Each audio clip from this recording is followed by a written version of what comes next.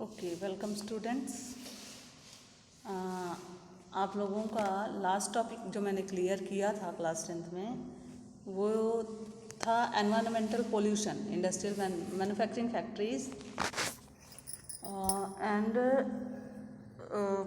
क्या environmental degradation. हाँ, manufacturing factories and environmental degradation. तो डिग्रेडेशन में आप लोगों ने soil pollution, thermal pollution, water pollution, air pollution, noise pollution, इन सब के बारे में देखा।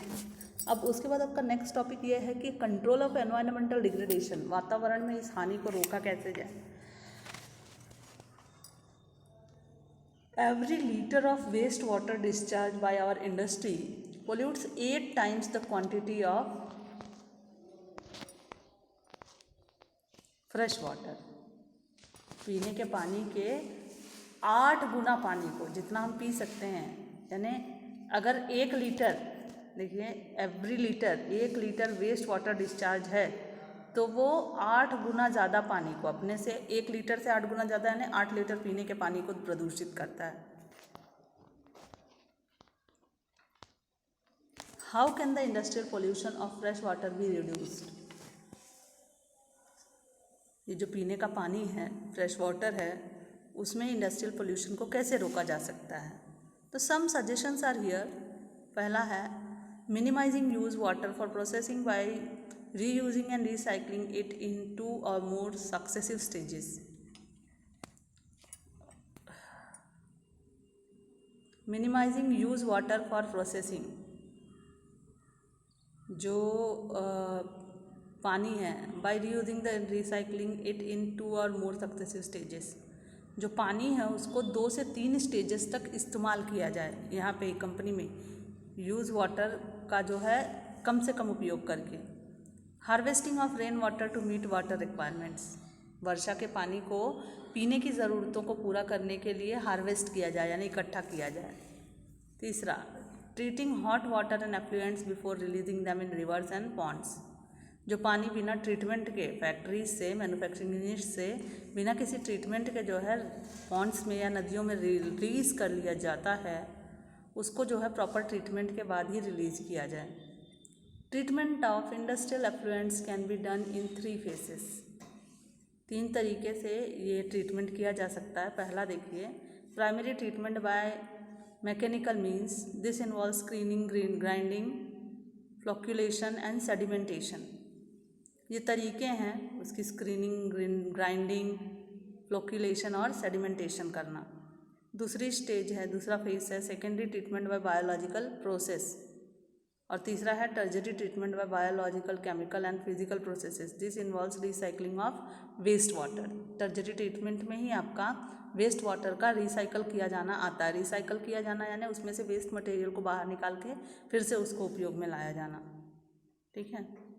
उसके बाद है over drawing of ground water reserves by industry where there is a threat to ground water resources also needs to be regulated legally. Over drawing of ground water का मतलब होता है भूमिगत जो जल है, रिजर्व्स हैं, उसका इंडस्ट्रीज़ के द्वारा जो है अत्यधिक ओवर ड्राइंग किया जाना यानी आवश्यकता से अधिक मात्रा में जो है ऑब्जर्व किया जाना। तो यहाँ पे भी लीगली जो है रेगुलेशंस लगाने की ज़रूरत है। Particulate matter in the air can be reduced by fitting smokestacks to factories with electrostatic precipitators, fabric filters, scrubbers and inertial separators। इन सारी चीज़ों के द्वारा जो स्मोक स्टैक्स हैं फैक्ट्रीज़ में, इलेक्ट्रोस्टैटिक प्रेसिपिटेशंस हैं, फैब्रिक फिल्टर्स हैं, स्क्रबर्स हैं, ये सारे इक्विपमेंट्स हैं जो स्मोक को जो है रेगुलेट करते हैं और उसमें से ऐसे पार्टिकल्स जो एयर में पोल्यूशन फैलाते हैं उनको अलग कर सकते हैं, निथार सकते हैं। तो smoke can be reduce by using oil और gas instead of coal in factories. कोयले के अलावा तेल या गैस का इस्तेमाल करके भी जो है धुएं को रोका जा सकता है। Machinery and equipment can be used and generators should be fitted with silencers. Noise pollution को रोकने के लिए मशीनरी और इक्विपमेंट्स के साथ जनरेटर को अटैच करके साइलेंसर लगाया जा सकता है। Almost all machinery can be redesign to increase energy efficiency and reduce noise. करीब करीब बहुत सारी मशीनरी, अधिकतर मशीनरीज को रीडिज़ाइन कर दिया गया है एनर्जी एफिशिएंसी को लेकर और कम आवाज़ करने को लेकर। देखिए अब गाड़ियाँ या आपके जनरेटर्स इतना ज़्यादा आवाज़ करने वाले नहीं होते हैं जितना पहले के समय में हुआ करते थे। देखिए नीचे आपका जो 6.10 है figure number, sewage treatment plant under Yamuna action plan at Faridabad, ठीक है।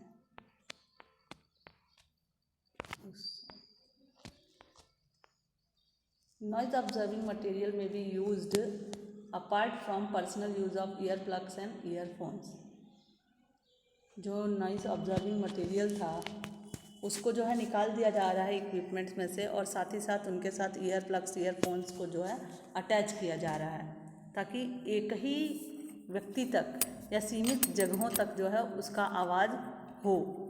The challenge of sustainable development requires integration of economic development with environmental concern. जो सस्टेनेबल डेवलपमेंट का कंसेप्ट है उसमें जो है इकोनॉमिक डेवलपमेंट के साथ साथ आर्थिक जो है विकास के साथ साथ प्राकृतिक पर्यावरण का भी विकास जो है मायने रखता है, उसी से संलग्न है, कंसर्न है यानी संलग्न है।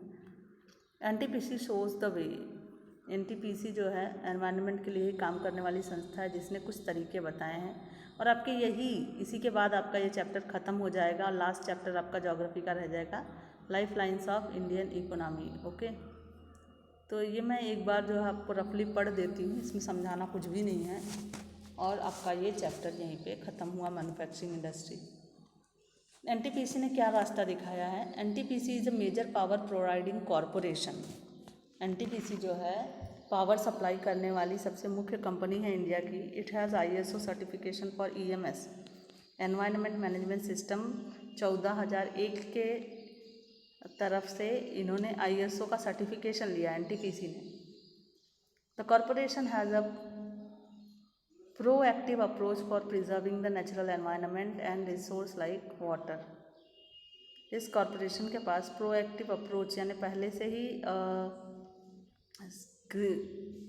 सक्रिय अप्रोच है नेचुरल एनवायरनमेंट को सेव करने के लिए, जैसे पानी है, ऑयल है, गैस है, फ्यूल है, in places where it is setting up power plants. जहाँ कहीं भी ये पावर प्लांट लगाते हैं वहाँ एनटीपीसी अगर है तो वो जो है इन सबको रेगुलेट करने के लिए ISO के द्वारा सर्टिफाइड है। This has been possible through, और ऐसा संभव तभी है, देखिए कुछ कारण है ऐसा संभव होने के। पहला, optimum utilisation of equipment, adopting latest techniques and upgrading existing equipment, यानी नए से नए जो है मशीनरीज का या इक्विपमेंट्स का इस्तेमाल किया जाए किसी भी यूनिट या प्लांट को लगाने से पहले। तो इससे क्या होगा, इससे जो है फ्यूल भी आपका कम लगेगा, जो गैस है, ऑयल है या कोल है, जो भी है वो कम लगेगा, और आवाज़ या ध्वनि प्रदूषण या एयर प्रदूषण भी आपका कम होगा।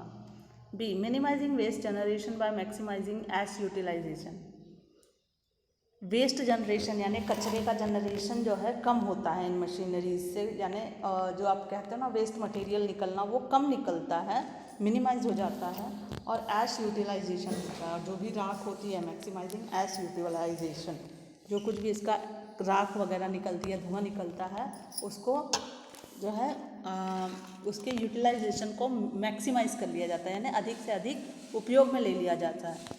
सी, providing green belts of nurturing ecological balance and addressing the question of special purpose vehicles for afforestation.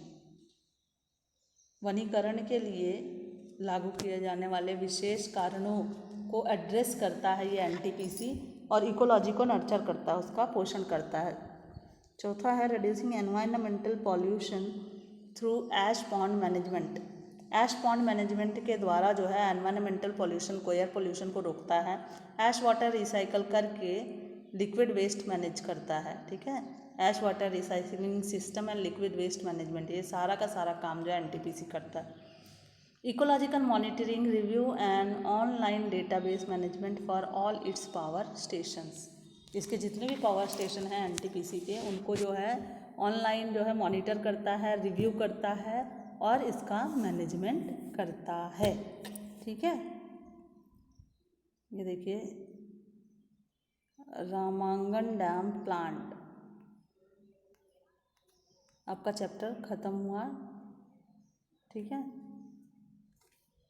Okay.